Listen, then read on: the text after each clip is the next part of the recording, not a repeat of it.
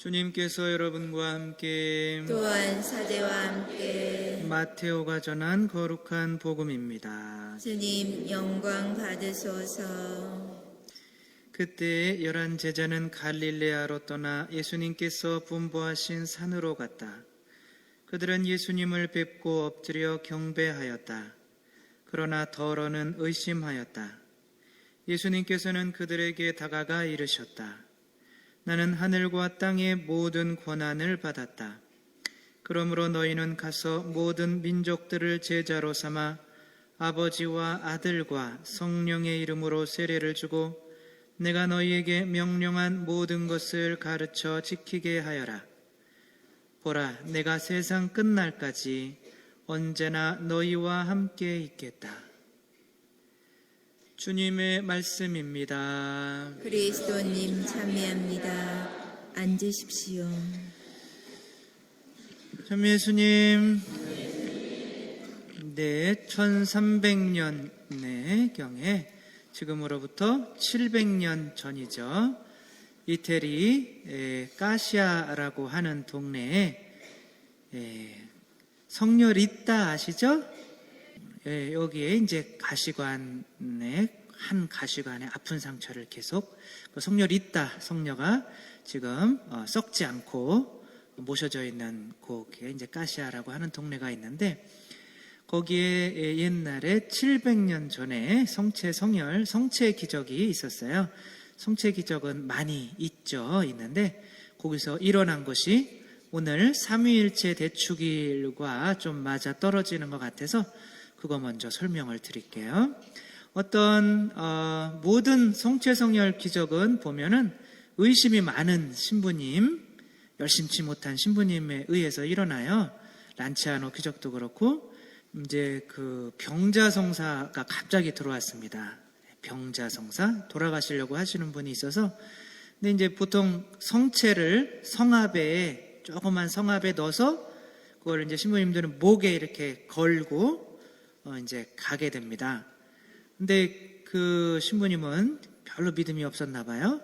이제 성물도 이렇게 성물도 기도하다가 그냥 성물도 책에다가 성체를 꼽아가지고 이렇게 책 안에 넣어가지고 가서 이제 뭐 예식하고 성체를 영화주려고 이제 책을 폈는데 성체는 온데간데 없고 피로 변해서 그 양쪽 페이지에 동그랗게 피자국만 이렇게 남아 피가 돼서 이제 스며드는 거죠. 그 책에. 그래서 이제 한 장은 아우구스티누스 수도에 있고 한 장은 까시아에 있는데 그 이렇게 핏자국이 이렇게 둥그렇게 된 거에 이렇게 가만히 보면은 예수님의 옆모습이 이렇게 보입니다. 예수님의 옆모습이 이렇게 옆모습이 머리를 뒤로 하고 귀도 보이고 눈도 보이고 입도 보이고 다 이렇게 이렇게 빨갛게 물들은 그 페이지 안에 그렇게 보여요. 오늘은 삼위일체 대축일이에요. 삼위일체 절대로 쉬운 게 아니기 때문에 5분만 귀는 쫑긋, 눈은 번쩍하면서 잘 들어야 됩니다. 삼위일체는 여기 있는 것처럼 이렇게 꽃이 3개거나 사람이 3명이거나 이런 식으로 설명하면 절대로 안 됩니다. 삼위일체는 3분이시기는 하지만 하나만 보여야 돼요. 보이는 거는. 그래서 이제 하느님 아버지가 누구와 한 몸이세요? 그리스도와 한 몸이 되기 위해서 그리스도 안으로 뭐의 형태로 오셨어요? 성령님의 안으로 들어갈 성령님의 형태로 비둘기 모양으로 예수님 세례 받으실 때 모양으로 예수님 안에 이렇게 들어가 사시면서 그게 삼위일체예요. 3분이 이렇게 앉아 계신 건 절대 삼위일체가 아닙니다. 그 안에 들어가 사셔야 돼요. 그게 진짜 한 몸이 되는 거죠. 여러분 부부들은 지금 다 한 몸이시죠, 그렇죠? 한 몸이 되려면 그 안에 들어가 살아야 돼요. 남편은 아내 안에, 아내는 남편 안에. 지금 같이 오신 분 서로의 가슴에 이렇게 손을 대보세요. 네 안에 나 있다. 이게 삼위일체입니다. 그래서 마찬가지로 그 성체가 종이랑 그 성무일도 책 종이랑 하나가 될 수 있어요, 없어요? 없어요. 이 성체랑 이게 본질이 달라요. 이거는 밀떡이고 이거는 그냥 나무로 만든 종입니다. 이게 두 개가 하나가 될 수가 없어요. 하나가 되기 위해서는 이 성체가 뭐로 변해야 돼요? 이 종이에 흡수돼서 하나가 될 수 있는 물질로 변해야 돼요. 그게 뭐예요? 피인 거죠. 그래서 이 성체가 먼저 자기 자신을 죽이지 않으면 안 돼요. 자기 자신을 죽여서 피가 되지 않으면 이 공책 안에, 이 책 안에, 종이 안에 들어가서 스밀 수가 없어요. 만약에 그렇게 스며들지 않으면 이 종이는 아무 쓸모가 없어요. 그냥 바깥에 버려지게 되죠. 그러나 그 안에 예수님께서 피의 모양으로 스며들었기 때문에 그거는 어디에 모셔놔요? 성당의 감실에 모셔놔요. 다시 누구 안으로 들어오는 거예요? 이 성당은 누굴 상징해요? 그리스도를 상징합니다. 다시 그리스도 안으로 들어오는 거예요. 그리스도가 그 공책, 책 안으로 들어가셨지만 실제로 그 책은 다시 그리스도 안으로 들어오게 됩니다. 내가 아버지 안에 있고 아버지가 내 안에 있다는 것을 믿지 못하겠느냐? 이걸 이해하셔야 돼요. 그리고 나를 보는 것이 곧 아버지를 보는 것이다. 왜 아버지를 보여달라고 하느냐? 세례 받으실 때 그 전까지는 아무것도 아니었어요. 예수님은 그냥 목수에 불과했어요. 세례 받으실 때. 그러나 하느님 아버지께서 예수님께 들어와 사시게 되면서 이제부터 기적도 하고 이제 하느님이 되는 거죠. 근데 또 아버지를 보여달라고 그러면 삼위일체를 이해하지 못하는 거죠. 하느님 아버지는 누구 안에 들어와 사시는 거예요? 예수님 안에 들어와 사시는 거예요. 그래서 예수님이 누가 되는 거예요? 하느님이 되는 거죠. 먼저 사람이셨지만 아버지가 들어와 사시면서 하느님이 되는 것처럼 우리들도 똑같이 예수님이 그 삼위일체를 실현하고자 매 미사 때마다 하십니다. 언제 하세요? 똑똑하십니다. 성체를 영할 때 예수님이 우리랑 지금 한 몸이 될 수가 없어요. 내려오셔가지고 예수님은 근데 우리가 예수님을 흡수할 수 있는 모양으로 내려오셔요. 그게 뭐예요? 성체예요. 밀떡은 우리 몸 안에 흡수되잖아요. 그렇죠? 우리가 예수님이 밀떡의 모양으로 변하면서 우리 안에 들어오셔서 예수님이 우리 안에 사심으로써 우리가 그리스도와 뭐가 되는 거예요? 한 몸이 되는 게 바로 삼위일체입니다. 그리스도, 그러면 성체는 누구를, 그리스도가 하느님 아버지를 의미하면 성체는 뭐를 의미할까요? 성령님을 의미하는 거고 우리 자신이 그리스도가 되는 거예요. 이제 하느님은 우리 모상대로 누구를 만들자? 사람을 만들자. 그래서 사람이 삼위일체 모습대로 살지 않으면 하느님의 모습을 닮은 것이 아닌 거예요. 잃은 거예요. 하느님의 모습을. 하느님이 삼위일체가 아니면 더 이상 하느님이 아닌 것처럼 인간도 삼위일체를 살지 않으면 더 이상 인간이 하느님의 자녀가 아닌 겁니다. 마더 데레사한테 어떤 미국에서 이제 설교를 하고 일을 마치고 이제 가는데 어떤 돈 많은 여자가 좋은 옷을 입고 똑똑하고 꼭 그런 여자는 얼굴까지 이뻐요. 그러니까 이쁜 이 여자가 이 자매님이 마더 데레사한테 상담 좀 하고 싶다고, 내가 지금 삶의 의미를 모르겠어서 지금 자살하기 직전인데 어떻게 해야겠냐고. 근데 이제 마더 데레사는 지금 삶의 의미를 내가 가르쳐 드리겠습니다. 그러면 이제 지금 바쁘니까 캘커타로 한번 오십시오. 캘커타는 마더 데레사가 가난한 사람들 이렇게 모아놓고 도와주는 곳이죠. 그래서 이제 마더 데레사는 뭐 잊고 있었나 봐요. 근데 이 자매님이 진짜 비행기표 끊어서 캘커타로 와서 수녀님을 만나려고 그랬는데 이 수녀님들이 너무 바쁜 거예요.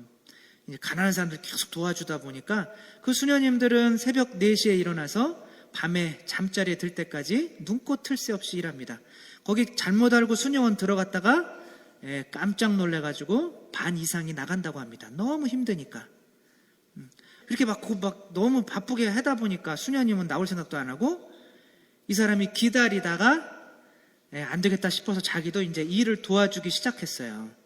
이렇게 막 먹을 것도 떠 넣어주고, 그래서 환자들 이제 뭐 나병 환자들 이런 거 좀 씻어주고 아주 처음으로 태어나서 지저분한 일을 해본 거죠. 아주 고급적으로 살다가 저녁 때 돼서 이렇게 보니까 수녀님이 이제 나오시는 거죠.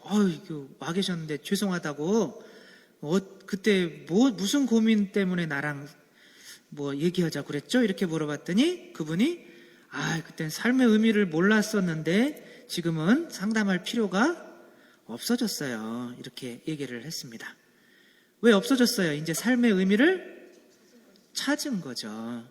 나만을 위해서 살면 우울해져요? 기뻐요?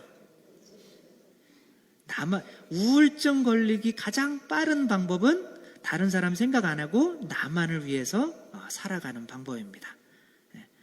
걸리고 싶으신 분은 이렇게 해보면 돼요. 그러나 정말 그게 삼위일체가 실현이 안 되는 거잖아요. 내가 내 자신을 다른 사람에게 어떻게 해야 돼요?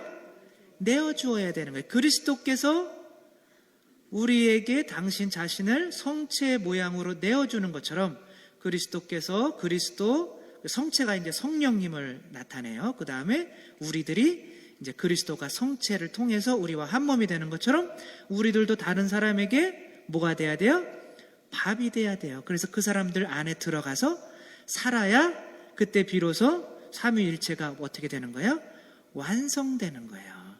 그때 완성돼야 마니피캇을 할 수가 있는 거죠. 성모님께서 예수님을 뵀다고 마니피캇, 내 영혼이 주님을 찬송하며 내 마음 기뻐 뛰노나니, 이렇게 기뻐 뛴다는 노래 안 불렀어요. 성모님께서 당신 안에 있는 예수님, 그게 삼위일체죠, 그렇죠? 예수님이 성령님을 보내시고 그 성령님을 통해서 내 안에 들어와 사시는 거죠. 성모님이 딱 삼위일체의 모델이십니다. 그러나 그 성모님이 그 삼위일체가 됐다고 해서 기쁜 게 아니라 당신 안에 들어와 있는 그 행복, 기쁨을 누구한테 전해줬어요? 성모님은 언제 마니피캇을 하셨어요? 엘리사벳을 방문했을 때, 엘리사벳이 뭐로 가득 차요?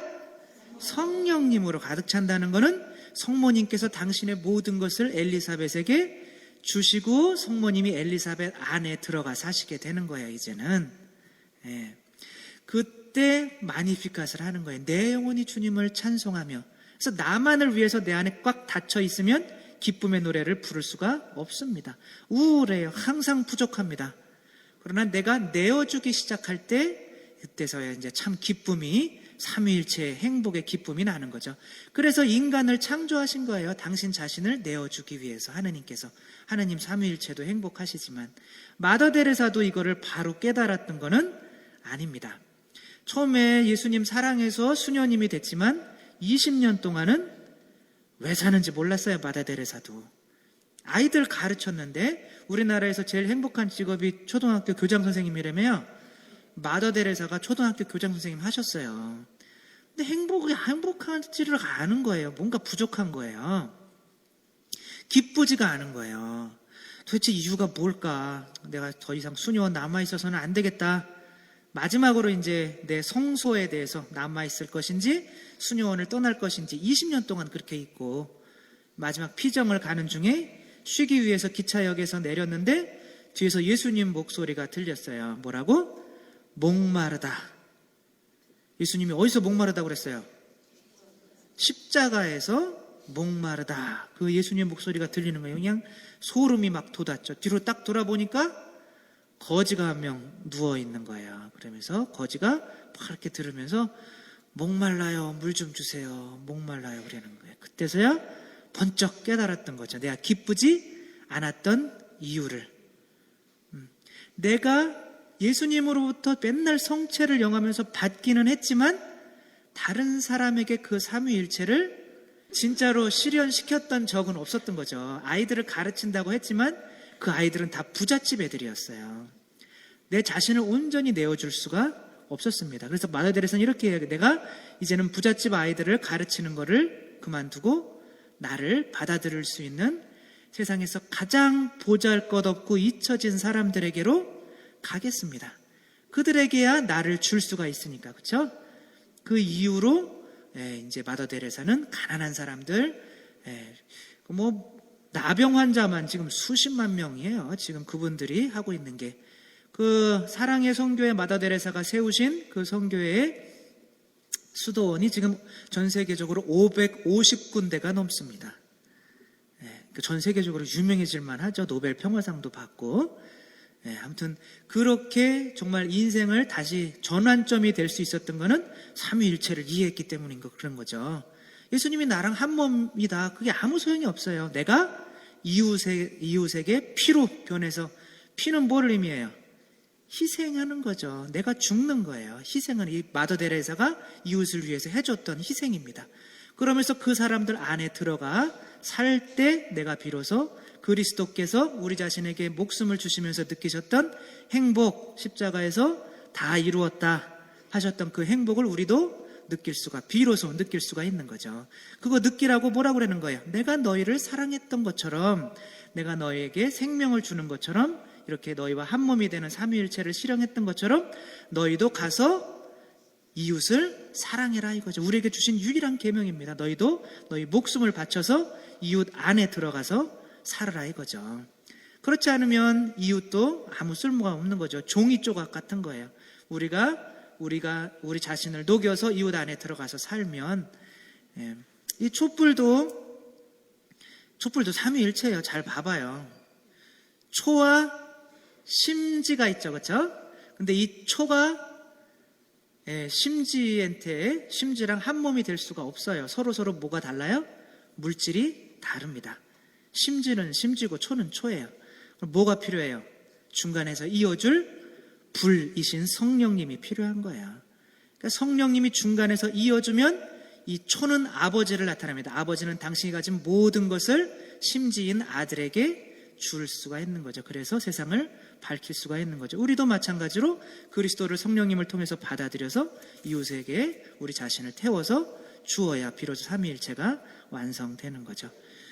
아무튼 삼위일체에 잘 생각하면서 세 명이 한 몸이 되는 것이 아니라 남편과 아내, 내가 내 자신 정말 희생해서, 내가 돈 벌어다 주잖아요. 남편이 100만 원 벌었으면 아내에게 100만 원 갖다 주는 게, 아내가 그 100만 원만 받는 게 아니라 남편의 뭐까지 받는 거예요? 남편의 사랑까지 받는 거예요. 그렇기 때문에 그 100만 원은 100만 원으로 그치는 게 아니라 그거를 통해서 남편은 아내의 마음속에 들어와 살게 되는 거예요.